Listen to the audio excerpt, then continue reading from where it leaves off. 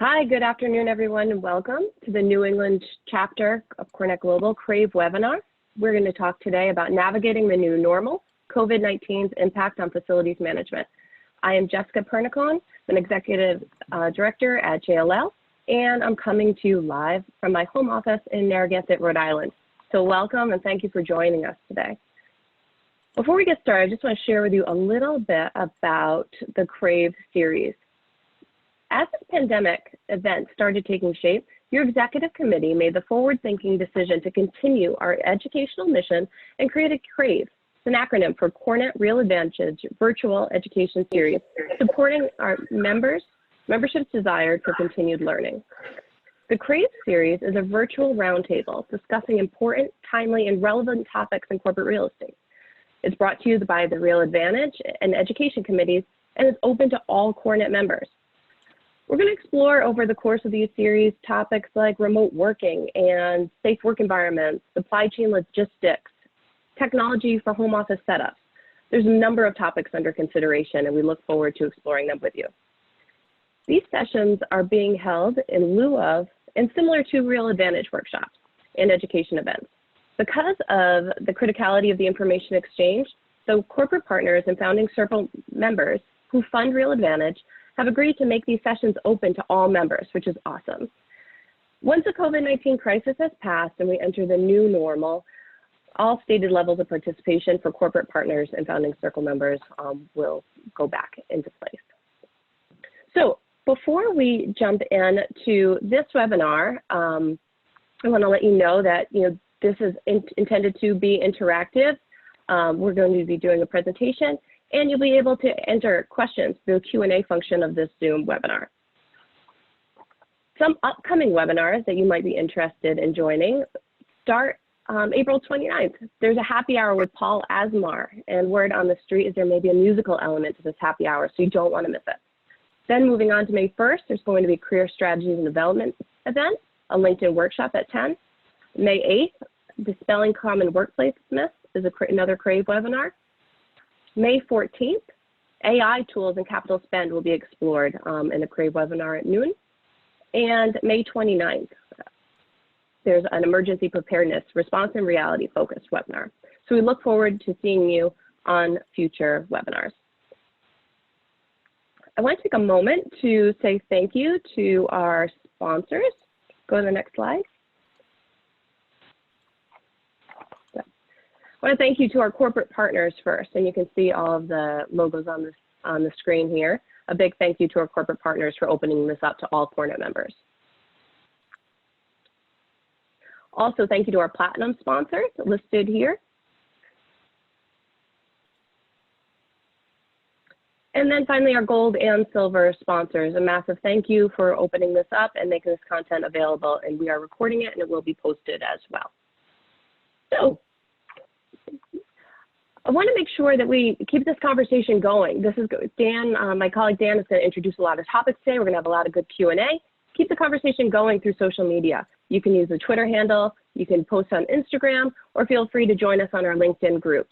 You could also send outside of this content, send your firm's news for us to share. If you have job openings, project updates, new hires, awards, feel free to share that with the New England LinkedIn page. And if you have any questions about this, feel free to contact our social media liaison from the Communications Committee, Stephen Smith. Now, to the program, I would like to introduce to you my colleague, Dan Fernandes. A JLL employee since 2010, Dan is currently the Global Chief Operating Officer for the JP Morgan Chase account. His responsibilities are broad and deep. He ensures integrated operations service delivery model. He works with the functional leads of each respective corporate real estate discipline, including facilities, property and retail management, financial reporting, project management, data center and critical infrastructure management, and also transaction management throughout US, EMEA, and Asia Pacific. In addition to his job as an account lead, Dan has been a faculty member at NYU since 2008. He teaches courses at NYU's Shack Institute for Real Estate, focused on corporate property management. And I also want to mention that Dan's been in the US Marine Corps since 1994 and currently serves as a lieutenant colonel in the USMC Reserve, and he's a national leader of the JLL Business Resource Group, VetNet. working with the internal and external veteran community. So Dan, not only thank you for leading this conversation today on facilities management, thank you for your service. Dan, I'll hand it over to you. Thank you, Jess. I really appreciate that. And thank you to Cornet, Debbie, Trish, Kate. Really appreciate the invitation to come and talk to you all today. And I also want to thank Jane Mikulski, who helped me put this presentation together and created a great slide deck for me. So that being said, I'm going to share my screen.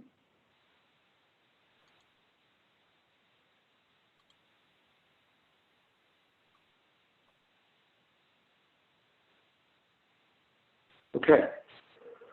COVID-19, coronavirus, and its impact on facilities management.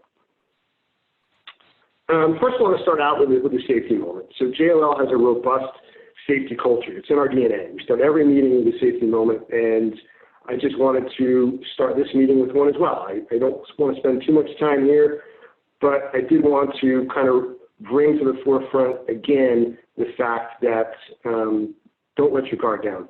This is a serious disease that we're faced with, a serious pandemic and a crisis.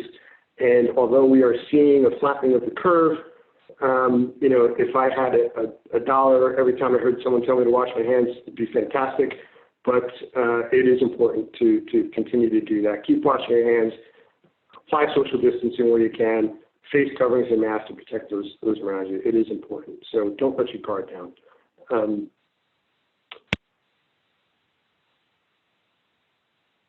Now,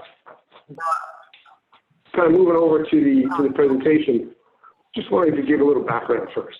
You can see the quote there. When you go to war, you need to have both toilet paper and bullets at the right place at the right time. So I thought I'd start out with this quote by Tom Peters, because Tom Peters literally wrote some of the most influential books on business management, organizational behavior, and leadership in crisis. Some of his books, In Search of Excellence, Thriving on Chaos, they have never been out of print since they've been first published back in the early 1990s.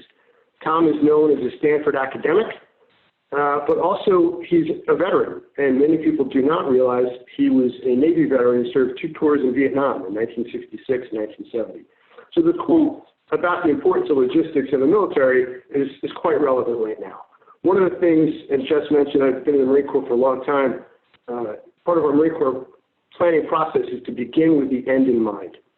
So we'll go into a little more detail later, but early during this crisis, having the right supplies, understanding the need for PPE, cleaning products, disinfectants, and so forth really was a critical factor in how we were able to service our clients in the most efficient and productive manner.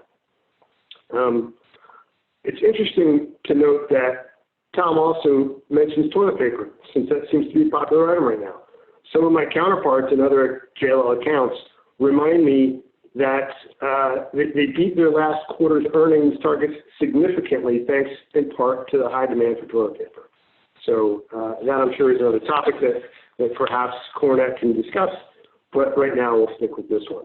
The picture on the left side is not Tom Peters, it's me. You know, starting next week, I'll go into year 26 of service between active duty and reserve time, and very, very happy to continue my time in the Marine Corps. When you are in the military, by default, you have a serious respect for sourcing and logistics.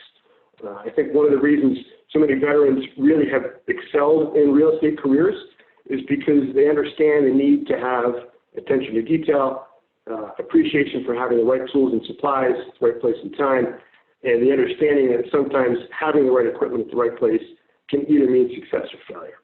These things matter in the military, and I think it really matters in terms of how our real estate teams have addressed this pandemic as well.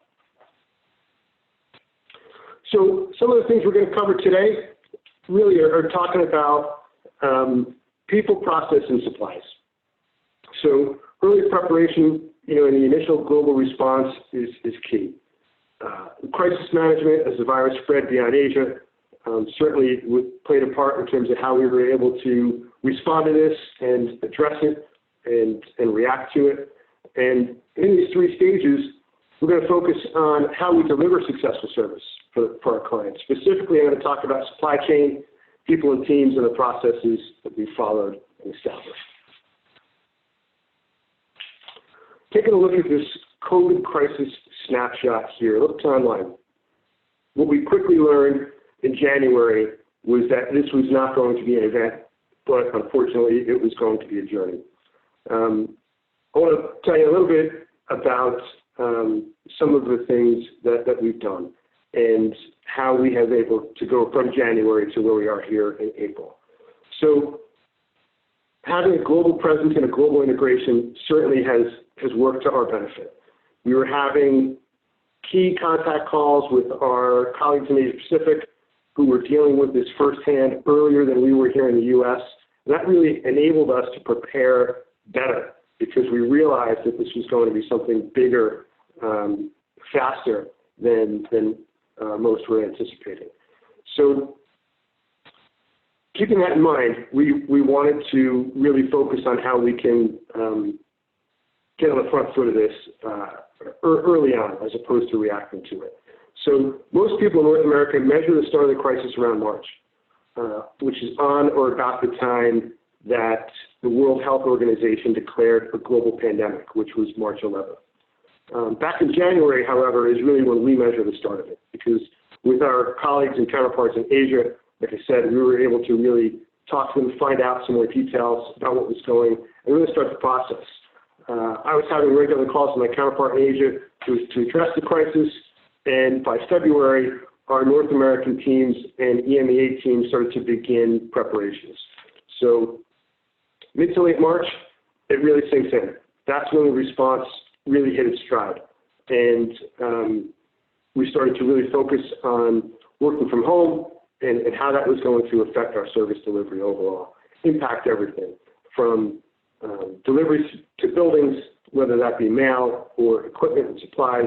We knew that it was going to be a significant impact to facilities management. Mid to late March, again, the response hit its full stride. April, where we are today, the curve flattened out a little bit. Looking towards the future, this is one thing that we know about the crisis. It will eventually end. It will eventually come to pass. And for the near term, we need to focus really on bringing the economy back online, bringing people back to the office in whatever measure that's going to be. And, one of the things that I find interesting, too, having that global reach and discussing things globally with our colleagues is the fact that you really have to look at this from a holistic approach. If you look at the U.S. alone, every state has different mandates in terms of what you can and can't do. When you globalize that, it creates even more of a sticky situation where each country and each state within those countries, within those regions, have their own mandates as well. So it really takes up an enormous amount of collaboration to work together to get us to a point where we're seeing success. So I'll pull out another military quote for you from Winston Churchill. As we're sitting here in April right now, Winston Churchill is famous for saying, "This is not the beginning of the end, but it is perhaps the end of the beginning." Early preparation. Let's talk a little bit about early preparation. So back in January, as I said, APAC sounded the alarm. They sounded the warning bell. I remember having a call with our team in Singapore and really talking about what's going on in their facilities, how they were addressing it, finding some lessons learned, and really putting a plan together that we can incorporate globally, whether that is supply chain sourcing or just a cleaning protocol. So as we work to address the APAC needs, our global strategy was really starting to take shape. Our sourcing team took the lead, and what we were doing back in January, late January, early February, was starting to order things that we anticipated would be in high demand. And the real positive impact of that was as that supply inventory was starting to run out, that's when our back orders were starting to come in. So having that foresight to really get on this early, and we were only able to do that because of our global approach to it, really, really helped us out. We were working on protocols. We're sharing information about how we can mitigate spreading the virus, who it was impacting. We were really taking a look at those folks who were high risk whether that were our employees, our vendor partners, and also the clients. So we really had a focus on all three of those in order to create a robust response. In February, we were preparing for this virus to really cross the border. And one of the things that we really talk a lot about are our facilities teams and how they manage this, but you can't overlook the importance of a transactions management team. And our transactors really stepped up and did an incredible job. If you consider the fact that we are now ordering significant amounts of supplies for a global portfolio, they need storage space.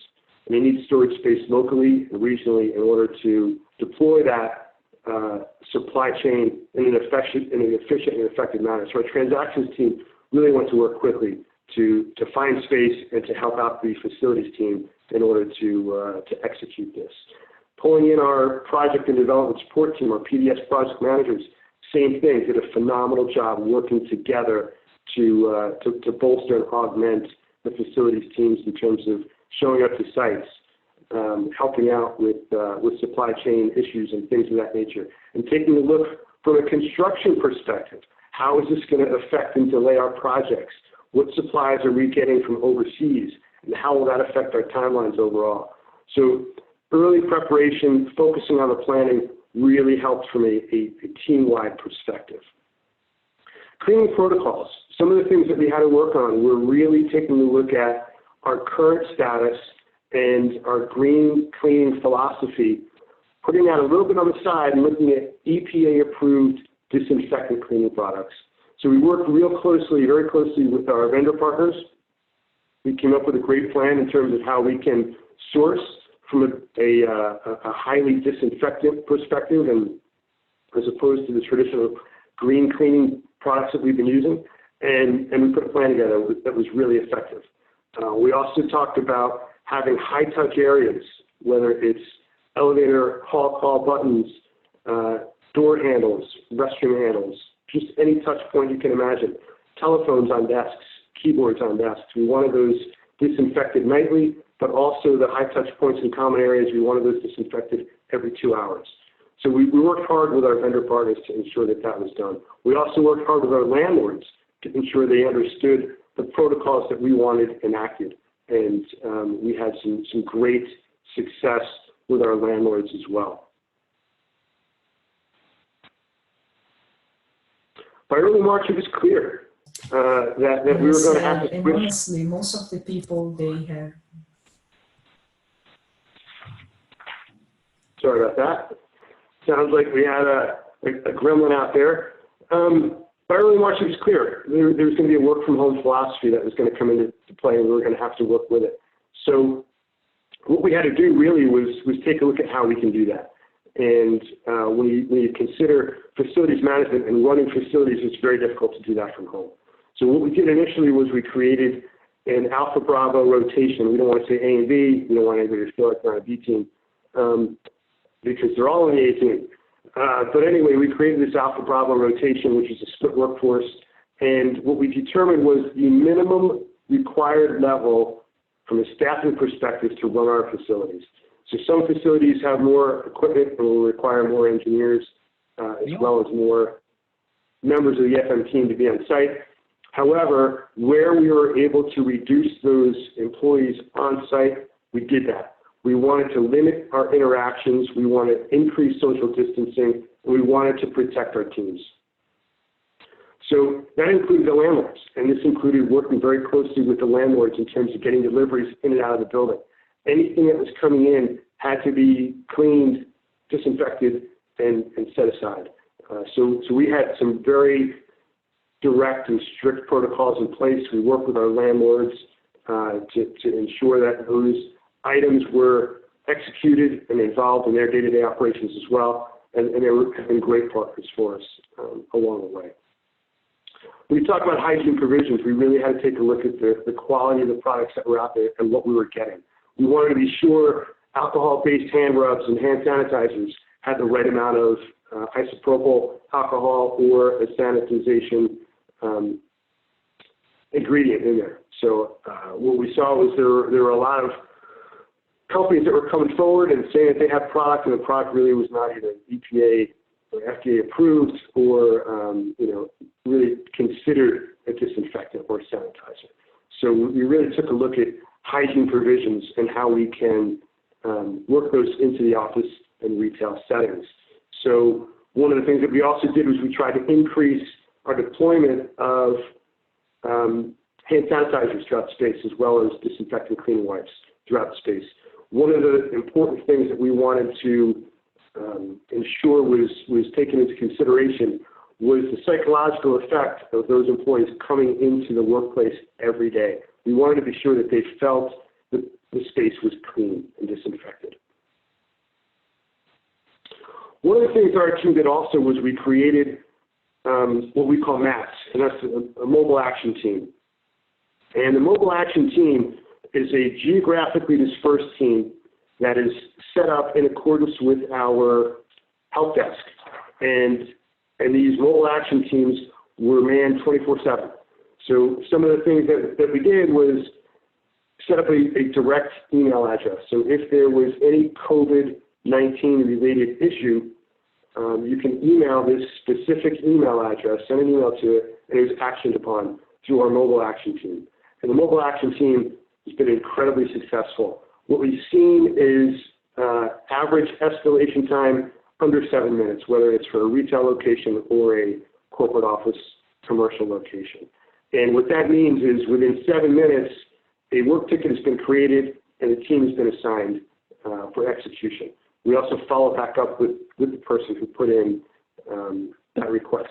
So these mobile action teams, like I said, we work really closely with our project management team. We work really closely with our help desk team and our FM team, as well as our mobile technicians and our mobile engineering teams, and created these split workforce so that it was manned 24 hours a day, 7 days a week, regardless of time of day. We were able to action these things pretty quickly. So I want to talk next a little bit about our ongoing response. We've somewhat settled into a rhythm at this point. Not to say every day doesn't have a new challenge, because obviously we're seeing new challenges pop up every day, but we can start to perform more because we have a solid plan and process in place. Some of the things that we did on the commercial side, we took a look at buildings where we had a number of our clients going in on a daily basis. And again, we wanted that psychological aspect of them feeling safe. So what we did was we looked at our labor force and we looked at our janitorial teams, and we felt it was very important to protect that labor force. And what I mean by that is when you consider some of our clients have very stringent processes in place to onboard your employees, whether they're a contingent worker or not. So we wanted to protect that workforce and ensure that we had teams coming in every day so they would not lose that workforce. What we didn't want to be caught with was a potential area where restrictions are lifted, workforce is going back to reentry, and now we're trying to onboard a number of employees through the labor force, and we didn't want to be stuck with that. So what we did was we looked at where we had large numbers and how we can redeploy those folks. And we took overnight cleaners and put them on the night crews. We took night crew cleaners and put them on the day crews. And we had one person from each, we had one person from our janitorial team at every elevator in the passenger elevator lobbies. This way, someone would come into the building, they would tell the janitorial team member where they were going. The janitorial team member would press the button on the elevator for them and get them up and in and out without that client employee having to touch anything in the elevator. So after that person would come down, that cleaner would then disinfect the elevator in a manual way as well. So we protected the workforce, we protected the employees coming into the buildings, and it really made a difference and made an impact on the psychological aspect of coming into the building. We also started doing some significant cleaning of the sidewalks on a daily basis. So we wanted to mitigate the risk of tracking any contaminant into the building. So we started bleaching sidewalks and using strong disinfectants on the sidewalks on a daily basis. again, as an attempt to try to mitigate that aspect of entrance into the building from a contaminant perspective. We also booked a number of hotel rooms, and we did the hotel rooms for two reasons. One reason was we wanted to ensure anybody who felt uncomfortable commuting via mass transit to the location, they had a place that they could stay during their on-site time. And we also wanted to have a place where our teams could go at the end of the day to shower, clean up, change into fresh clothes before going home. This way, when they went home, they didn't feel as if they were potentially bringing a contaminant with them on the clothes that they were wearing for the day. So again, focusing on that psychological aspect, making people feel and understand that they were safe, really helped our teams execute into this times of crisis. I mentioned retail, and that's just as important, whether it's a commercial portfolio or a retail portfolio. This crisis really has affected us across the board. Some of the things that we've done with our teams is we redeployed cleaners from commercial office buildings into retail locations. This gave us a twofold aspect. One, it protected our labor force again, and two, it provided a significant sense of cleaning in those retail spaces. So those employees from our client who were going to work every day, they saw they had a cleaner every day coming to their location that they would not normally have for disinfection on a daily basis, every couple hours coming through. We also installed hand wash stations, touchless hand wash stations. We put them at the front of the location for any customer coming into the location. We also put it in the rear for employees. And this was in lieu of hand sanitizer. Obviously, we all know that washing your hands is the best mitigating factor that there is. So we decided to take a chance and pilot these hand wash stations, and they worked incredibly well. A lot of positive feedback. These are a little bit more high-end than you would see out at a festival or a concert, but same type of idea. Basically, you go in, there's a 5-gallon water jug, which our cleaner would refill as needed, and the person goes in, touchless, under the hand, the water comes on, soap comes out, and towels get dispensed. So it's worked really well. What that allowed to happen, drive-through started to reopen. Enhanced cleaning at those locations started to take place more often. And we had this continuous cleaning program. So what we also did was we employed and we worked with our client to come up with a good strategy, but we employed techniques at these retail locations that really would help distancing, such as setting up 6-foot tables and having a greeter, on one side of the 6-foot table. So every customer that came into the location would be greeted at a safe distance and directed where to go from there. Really worked well, both for our teams, our client, and our client's clients as well. Communication is so key, more than ever. Having that empathy and understanding the psychological effects of what's going on right now. So although our teams may not be in a high-risk situation, some of their family members may be, whether they have young children at home or elderly family members at home. It creates a significant challenge that you really have to take a look at, and you really have to focus on employee well-being. So we took a look at connecting folks as often as we could. We had some all-hands WebEx meetings, and we wanted to monitor our people closely. We had some good one-on-one touch bases. We had leadership make videos and send out messages, and this is globally. It was great to see some of our colleagues in Asia Pacific and in EMEA create just a 90-second video of them at home and sending it out to the teams. And what that did was it really let the entire teams understand that this affects everybody, regardless of what position you may have within a team. And then we also listened. We sent out surveys. We asked questions. We had team coffee talks. We had what we call a frontline leadership virtual gathering with kind of the senior level folks within the project team, transaction team, facilities team, as well as our support functions, finance, sourcing, and so forth. And they would hear directly from leadership in terms of what's going on, and then they would cascade that message down. So what we saw were an engaged team who were asking robust questions. They wanted information, and they really appreciated what was going on and how we were presenting it. So whether it was questions about public transportation, PPE, budget cuts, anything that was on their mind, anything was open game, and it really worked well in terms of helping the teams out. So let's take a look at where we are now in April. I mentioned early on as we started that we are seeing a flattening of the curve.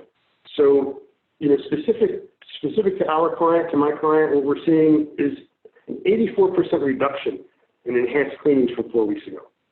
In Asia Pacific, 70% reduction from 5 weeks ago. EMEA, a 97% reduction just from a week ago.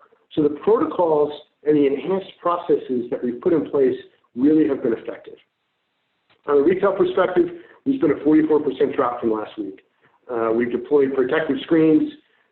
We have engaged our teams across all regions to ensure that everyone is working together. We're getting critical supplies out, whether it's PPE, hand sanitizer, and so forth, but we really, it's an ongoing focus for us.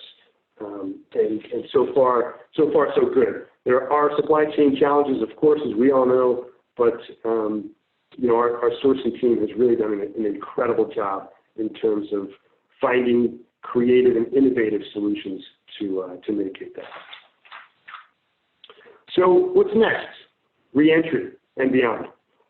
We're starting to look more and more into the re-entry aspect of where we are.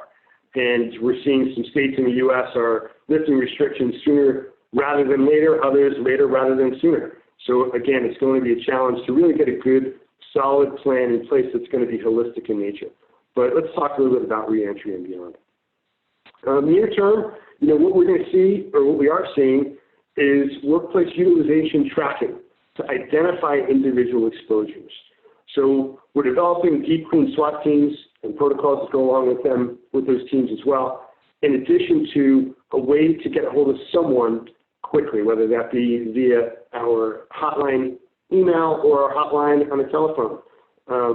But we're creating these SWAT teams in a great, efficient way to get a hold of them. Thermographic screenings at entrances is something that's come up across the board. Do we do thermographic screenings? How reliable are thermographic screenings? Or are we going to rely more on the honor system with an attestation?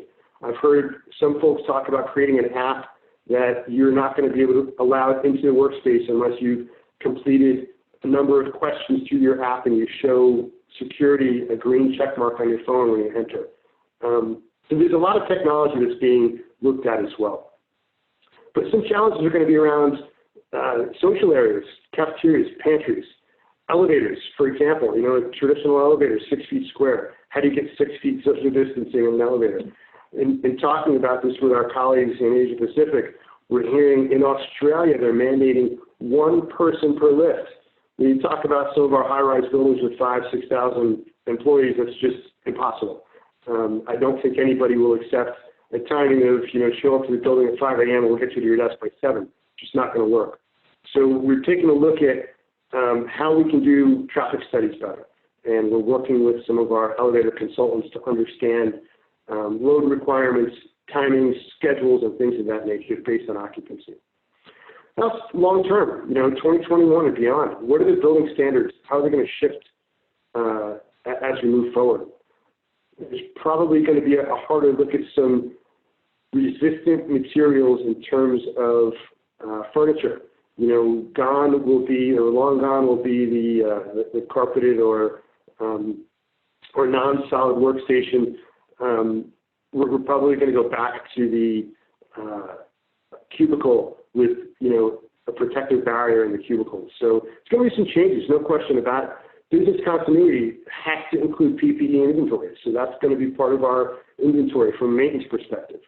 Again, technology, wayfinding technology, tracking employee movement, aiding contact tracing, all those things and sophisticated remote working solutions are going to be part of the long-term solution as we move forward. So again, it's a journey, and part of that journey is the client experience journey. So as we take a look at this journey, shock, realization, respond, and so forth, where are you on this timeline? I would say most at this point are probably somewhere between the productivity challenge of workplace continuity and interim reentry, where we're preparing for buildings to reoccupy. So some considerations upon interim reentry are landlords. Obviously, we need to talk about landlords. The landlords need to understand what our requirements will be and whether or not there will be lease concessions provided as a result of things that they're going to require. Social distancing, again, I mentioned elevator. Cleaning protocols. The landlord needs to understand what our cleaning protocols are. Most cases, what we've seen so far, that hasn't been an issue. They've taken our lead. However, it's a discussion for an ongoing basis. Government shelter in place. Although we're seeing some restrictions lifted, it may change again. We're hearing discussion about this continuing on even stronger in the fall and winter. So there may be a shelter in place again. We need to be prepared for that from an overall reentry strategy. And the individual is going to decide ultimately whether or not they feel comfortable and confident coming into the building, into the workplace to work. And from an occupier standpoint, office capacity. Do we take a look at reconfiguring space to eliminate large conference rooms and create more office space as opposed to bench seating? A lot of considerations that are going to have to be taken into consideration now for the interim, but also for the long term. From a facilities management standpoint, and you talk about amenities and service strategy, gyms, showers, locker rooms, and locker rooms to include locker rooms for our vendor partners on the janitorial side or our engineers. How are we going to take a look at working and focusing on safety of those folks, whether it be through, again, a split workforce based on occupancy, so on and so forth. It's going to be a challenge, something that we need to consider. Food service mobile ordering. I'm sure many people will feel safer and better bringing in their lunch. But again, the challenge there will be, now there's a higher demand on microwaves. Now there's a higher demand on refrigerators. These are touch point areas that are going to be disinfected continuously.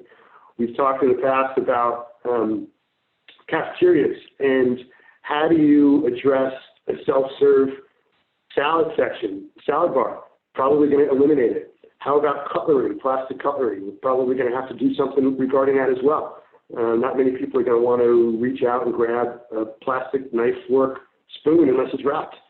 So there's a lot of considerations regarding that as well. I mentioned thermal imaging, thermographic photographs and screening, and it's certainly going to be in the forefront.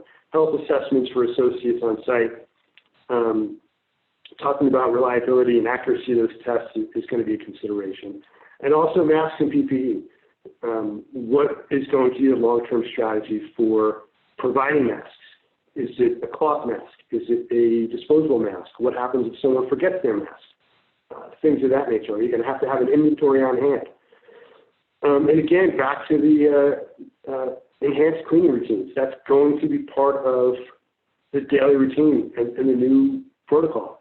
Focusing on high traffic areas and high touch areas, kitchenettes, bathrooms. Signage is going to be important as well. That communication part is so key. Having communication and signage in place so the employees understand what they should and shouldn't be doing is really going to be an effective way to manage this. SWAT cleaning teams, as I mentioned, and something that I haven't mentioned yet, and I know it's a touchy subject, but a clean desk policy. Most companies have a clean desk policy, but most employees don't adhere to it. So is this something that we need to talk to our clients about in terms of really strictly enforcing a clean desk policy? It may be. And then again, from our employees, what are the expectations for our teams? What are we going to require our teams to do in order to keep our clients feeling safe, but also to keep them feeling safe, which is equally important as well. So in closing, I wanted to share this picture, an optimistic shot. This picture was taken exactly 2 months ago. 80 members of my team gathered to share some ideas, talk about client service. And I want to leave you with this thought. It seems like it's been years since this has started when we talk about the work from home process, but realistically, it's only been 8 weeks. When I say only, using air quotes there, but it's only been 8 weeks. But from an optimistic point of view, we will come together again. And how we work now really is preparing our clients for reentry and society for reentry in terms of how we move forward and how we prepare our sites for it. So on that note, let's get ready and off we go. Dan, thank you. On behalf of the New England chapter, thank you so much. That was a lot of great insight into how we've gotten here and where we're going. We have a couple of questions from the group of participants, and I encourage, as we have about 15 minutes left, I encourage more people to post questions, but I'll jump into the Q&A if that's okay. Great. So the first question that came about was around testing and around the question just said kind of, are you considering doing any testing? So I wonder if you had any general thoughts on how that interacts with the facilities management aspect of either your account or across JLL. Sure. So from a testing perspective, we're looking at demographic screening, and we're actually running a pilot next week at a couple of our sites. And we're piloting this with our janitorial teams and our engineering teams and security partners as well. So what we're doing is we're working everything through one entry to the buildings.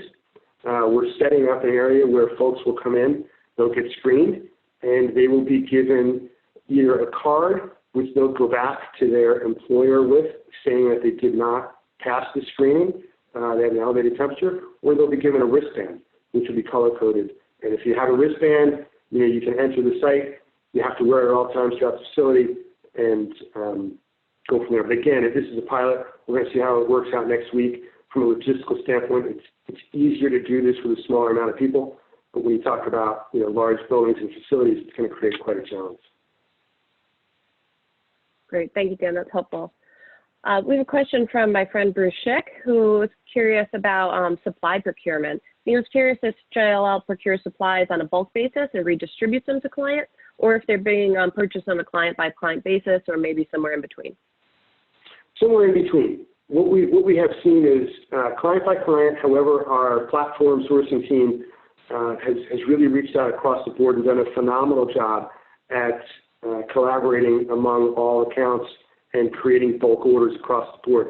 That has allowed, what we've seen is a lower overall price on a per supply basis than our individual clients could get. So it's really been a win-win. A lot of our account teams have been able to identify some below-the-radar suppliers, which we've shared with platforms, and that's really been helpful in terms of getting that hard-to-find supply network. Awesome. That's helpful. Thanks, Dan. Another question from the group was around process. If we had a process for contact tracing. So contact tracing, the process really has gone through HR. And what's happened is whenever there's been a potential case, it's been escalated to HR. The protocol has been followed, and through discussions with that individual, finding out who they've talked to, where they've gone, then a plan has been put in place in terms of trying to disinfect and clean and go from there. There are obviously certain protections that we have to be concerned about related to individual health through HIPAA and things of that nature. So we can't be too intrusive or sharing of those details when we find out trace areas, but we are doing our best to work on that. Yeah, it's certainly a complex topic. You shared in your presentation about the number of cleanings and how they reduced, in April, across regions, significant percentage numbers of the number of cleanings down. And Allison is curious as to if you could share your thoughts as to really what's driving those numbers down. Is it just because we're not in the buildings or something else? So that's a great question. That's something that we've really taken a hard look at in terms of what's really driving down those numbers. Part of it, we like to think, is our proactive approach to disinfecting the buildings and keeping people safe and mitigating that community spread. But I think part of it also is the employees understanding the fact that if you're not feeling well, just don't come into the office. If you're an essential employee, it's more essential for you to stay home than to come in. And that's what we're seeing. We're seeing occupancy trend down, so from where it was early on. Combination of both, I think. Sure. No, that makes sense. In looking at your presentation, you have a large portfolio, a lot of employees, a lot of resources.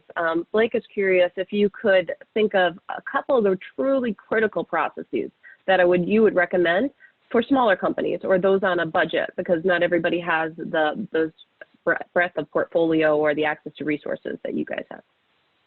Sure. So, real simply, the key is communication. So early on, what we did back in late February was we set up, I'll go back to my military, acronyms, a COC, which that's what we call a Communications Operations Center. And that was one specific team that was 24/7 in one location, and every piece of reporting went through that team. So it was very manual at first, where it was a team in a location with a whiteboard writing things down related to occupancy. And when you talk about occupancy from a facilities management perspective, we also had to be concerned with fire wardens and ensure, with a lower occupancy, did an occupied floor have a fire warden? So really going back to basics almost in terms of running facilities management is what we did. And having that communications operations center on board early and quickly made a difference for our ability to communicate internally and also to the client. And that helped us address items very quickly. Yeah, that's certainly something that can scale. The next question is from Michelle, and thoughts on where is this going to lead us in terms of innovation? Do you see that there's going to be innovations coming in HVAC and lights, maybe UV lighting for cleaning? Do you see anything kind of bubbling up around these topics, around what could possibly change as a result of this? That's a great point. There absolutely have been a number of innovations that are coming down the line. We're researching a number of UV technologies. So UV light, as you all know, can be very dangerous to the skin and to your eyesight and things of that nature. But when you take a look at how that can be incorporated into an escalator handrail, for example, into the internal components of the escalator handrail, it's going to, on every pass, sanitize that handrail. When you talk about utilizing UV light technology or ionization technology on air handler units, it's certainly going to help create a more safe environment from an air flow perspective. The challenge there, though, on UV technology and HVAC systems are variable air. When you have a VAV box and you have air changes continuously at different speeds, how effective is that UV light going to be? Those are some of the things that we're looking at. But definitely, increasing MERV-rated filters on your HVAC systems. But then again, how is that going to affect the load and the equipment? How is that going to affect the long-term maintenance of the equipment? So there's definitely innovations coming down the line. We're very early on, I think, in this process, but for sure there will be innovations coming as a result, whether it's wayfinding technology, disinfecting technology. It's going to be fun to see how it rolls out. Yeah, for sure. We have time for a couple more questions, so I'm going to keep looking through. Bruce has another question around how COVID, this is a little bit of a different take, around, as a service provider, how has the COVID-19 response affected service level agreements and scorecards? Has that shifted, governance and performance management, given that, we're not in the state of normal anymore? It's a great point. We basically put KPIs and CPIs aside. We work with our client, and we also work with our vendor partners who also have some, liquid damages associated with non-performance in their contracts. And we really work together on what makes sense. We want to hold people accountable. We want to be held accountable, and we want to show our clients that we're able to execute. But we looked at what makes sense, and that's really what we came to a consensus on. Putting together a plan that is measurable and provides for the correct outcome, as opposed to just looking across the board at a scorecard and going through it for sake of going through it. Thanks, Dan. Jane noticed that you mentioned your Asia team a lot, and she was curious as to how different was the NYC COVID response different from APAC Did you find that, giving the advance warning was easier, or was it harder that you had to shut things down pretty quickly? That's a great question. So, when you talk about Asia Pacific, a lot of those countries in Asia, Malaysia, China, they had very restrictive government restrictions put in place quickly. And what we did was we learned from that, and not necessarily from the government restrictions, but we anticipated some level of restriction, and we took a look at what we can do quickly to, gather PPE, understanding resiliency. So what we did was we had our entire team do a resiliency test, work from home, prior to the mandate to work from home. And we ensured everybody had computer access and everything they needed. Some of our team members didn't have laptops, so we went out and ordered laptops to be sure, from a functionality perspective, you can connect to the network, but you can also execute. So we did learn from our Asia Pacific colleagues, and that helped us in the U.S. Respond and react much quicker. That makes a lot of sense. Kind of on the supply chain topic, Dan, this question around, thinking about when people come back, are you preparing in a different way for supply chain stocking, like supplies, hand soap, knowing that people's behaviors are changing, and people seem to be washing their hands a lot more? Yeah, that's a great question. And, part of that question really is understanding what's going to make them feel comfortable. So, we're preparing right now for significant levels of inventory of PPE. Again, the mandate in New Jersey, for example, is anybody going into a business has to have a mask on. Well, what happens if an employee shows up and forgets the mask? So we have to have inventories, and we have to have those inventories deployed appropriately so we can respond. So, we're working with our supply chain leaders, we're working with our vendor partners and our suppliers to ensure that we have appropriate levels of stock. And as you said, washing your hands. Soap is key, and a disinfectant soap. So, we definitely are working on that. And that's, again, I mentioned our transactions team coming up with places to store that effectively and efficiently. So definitely a team effort. A lot of things to think about. I think we have time for two more questions, so I'm going to combine two of these. There's a question around, you mentioned choke points, building entry elevators for tenant flow. How are you going to think through protocols that won't grind tenant flow? And really, the second kind of part of that is, how are we going to handle the elevators?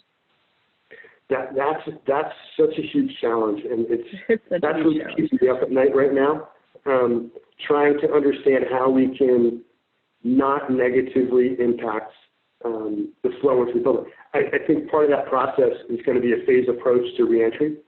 So, we'll put a plan together, and we'll look at how the first 10% works when they come back to work, or the first 20%, whatever that reentry number will be. But it can't be 100% all at once, because we need to learn, to live document our protocol. We need to learn as we go and change it and enhance it. But workflow and traffic flow is such a key component to our thought process and our planning process right now. Thanks. Okay, so for our final question before we wrap up the program, Dan, is looking back over the past couple of months of, I'm sure, many sleepless nights and working long hours over weekends and whatnot. Is there anything that comes to mind that you would have done differently, or have you not even had a chance to step back and look back like that? So we're actually taking a look right now and putting together some lessons learned. Looking back, I would probably say that we probably should have learned earlier about a more disinfectant product from a cleaning perspective, as opposed to focusing solely on green products. Not to say that there's not a place for green products as we go forward, but I think, we could have seen some of the warning signs over the past couple of months and even years that green was not going to be 100% effective in disinfection. So I think that's probably the key in terms of really mitigating crises like these as we go forward. Great. Thank you so much. Thank you. So Dan, thank you so much for this presentation today. I think everybody, a lot of food for thought for questions that we weren't able to answer. We can try to figure out a way to follow up. And I think on behalf of Cornet Global, thank you, New England, thank you so much. And I guess I think that wraps up our thing. Thank you everybody for attending the CRAVE webinar, and we look forward to seeing you on future programs. Thank you so much.